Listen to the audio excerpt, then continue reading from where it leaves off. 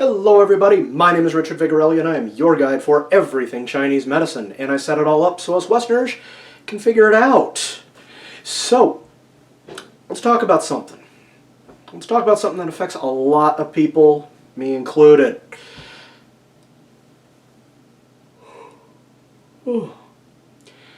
Insomnia. Now, it's not just you're not sleeping. In Chinese medicine, there's actually a few different kinds of insomnia. See what happens when you don't get a lot of sleep? You start acting stupid. So, let's talk about the different kinds of insomnia, shall we? The first kind of insomnia is the more common one, the one where you're just lying awake at night and you're counting sheep running out, clock is laughing in your face, just like the song. That is heart insomnia. You can't fall asleep. Here's how it is heart insomnia. The heart controls the blood, meaning it moves the blood. It gets it going through your veins. Now, at night, blood comes up and surrounds the heart. Tells the heart, shh, it's okay. You can relax for right now. Everything's fine. That is because the heart is made out of fire in Chinese medicine. It's also what makes your blood red. If the heart was earth, our blood would be yellow, according to Chinese medical theory. So, the reason why you're just lying there staring at the ceiling and thoughts are racing and all of that is because you don't have enough blood to calm down the heart. It's different than anemia. According to Chinese medical theory, there is a literal lack of blood. Don't ask me how. I tried to have it explained to me once and sorry. Okay. The second type of insomnia is kidney insomnia. This is where you manage to fall asleep at a halfway decent hour, and then you're up again an hour later. About 20 minutes passes, and you're back to sleep. And then a dog barks down the street, and you're up again, and up at another hour, and then you're back to sleep. Another hour passes, and you're up for 10 minutes, and then you're back to sleep again. Then you're up and down and up and down.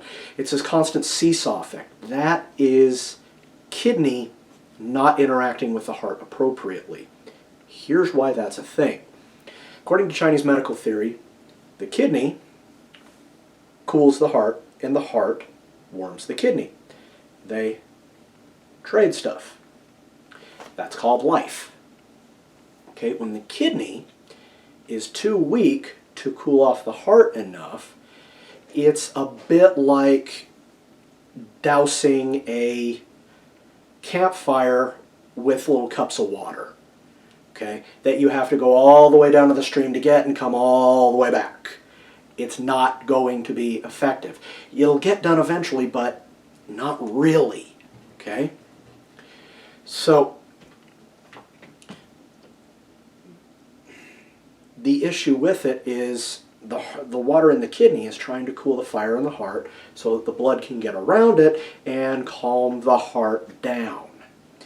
It's kind of doing it, but there's just not enough, especially when the heart moves into a dream state, and then you're in trouble. Okay? Third kind of insomnia is liver insomnia / gallbladder. Liver / gallbladder insomnia is you go to bed angry and you're having nightmares and you wake up at about 3 a.m., give or take, and you are wide awake, you're even a little bit cranky, and you lie there till about 4 and you can't go to sleep, so you say, screw it, I'm going to go watch some TV, and then you finally pass out at about 5.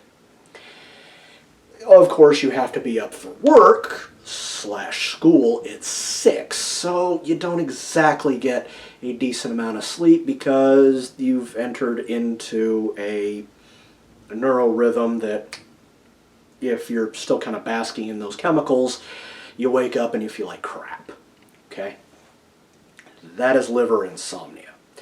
The reason is the liver houses blood. Okay? There is enough blood to calm the heart, but not enough to keep the liver happy. So around about 3 a.m., when liver and gallbladder are finishing their maintenance for the night, power switches over to the lung, and now you're in a little bit of trouble because liver's going, hey, where's my blood, pal? Where's my blood? It needs that because blood needs to be there to feed the liver. It also houses everything that the liver uses. Emotions, for instance. Okay? Fourth kind of insomnia is spleen insomnia. This is the racing thoughts. This is, oh my goodness, I got to get that project done. I've got a deadline looming. Oh my God, everything's shot. There's nothing I can do, and you're up till midnight just pacing, staring at the exact same bit of text or whatever it is, and you cannot sleep because you need to get this done. That's spleen insomnia. What has happened is, because your spleen is the organ that not only controls digestion but also thought and language and so forth, it's overworked, and it really wants to finish what it was doing because then it can stop. Once it stops, then you can sleep. Here's the problem. It's stuck in a loop, so it ain't ever gonna stop. You have to figure out a break to the loop. Best thing to do is put it out of your mind somehow. Okay? So, let's talk about treating. Let's backtrack. To take care of spleen insomnia, if you don't want to do herbs or acupuncture or something like that, it just kind of springs up every now and again, and it's kind of an acute thing, or if you know you're prone to it, then what you can do is, when it gets about 2 hours close to bedtime, stop your project. Don't eat anything. Just kick back, watch TV, listen to some music, allow yourself to zone out. You'll go to sleep. Okay? Liver insomnia. Don't let stuff bother you. That'll make life a little bit easier. Okay? One of the things that always activates my liver and gallbladder is not only the spleen thing, but also some jerk that decides he's going to cut me off on the freeway. Something that somebody said to me, all right? That's all liver stuff, okay? Best thing to do with that one, meditate once in a while, okay? Don't let things bother you. Only worry about the things that you can control. If you can't control it, it ain't worth worrying about. Okay? And you can't control what other people say or do. Only you can control the way you respond to it. And if you want to get up in somebody's face about it, you ain't making anything better. Okay? Kidney insomnia. Here's how to deal with it.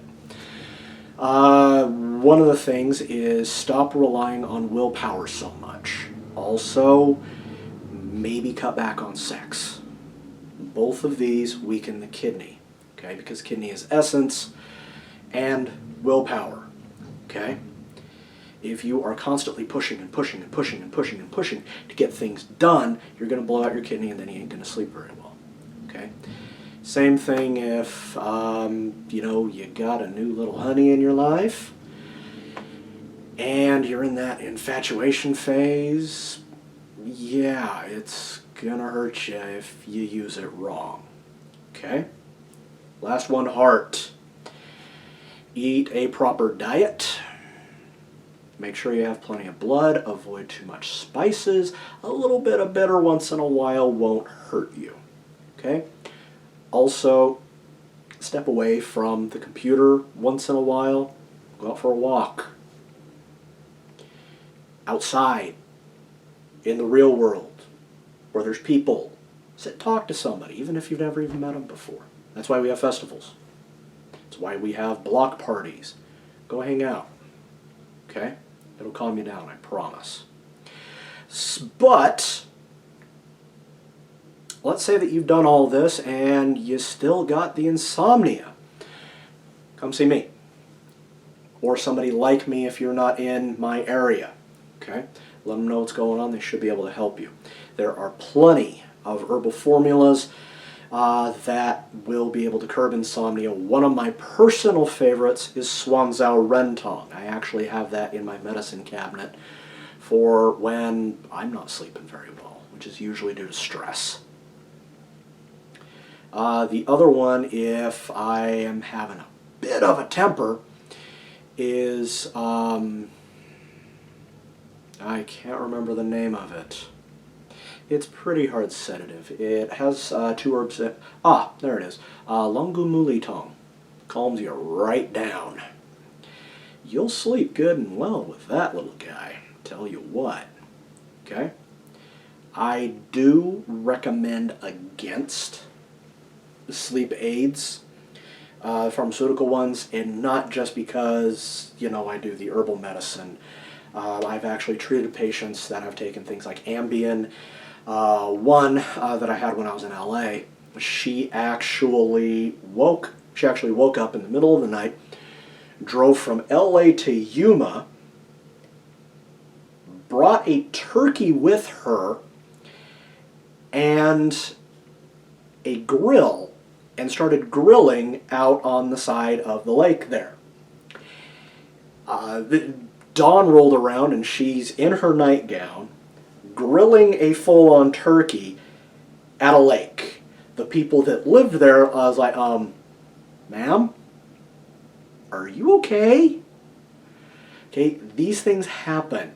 And it's because a lot of it was incorrectly prescribed. The doctor failed to take into account a few other variables. So if you want to go the pharmaceutical route, make sure that you talk to your doctor about it and consider any and all ramifications and causes of the insomnia. Okay? Sometimes it's a little bit more hairy than you think. As far as the acupuncture goes, main go-to points for insomnia are here, top of the head, it's called Do 20. Here, top of the forehead, it is called Do 24. And this little guy is called Yin Tong. You can also do the temples. A couple on the wrist, it's called PC6. Okay?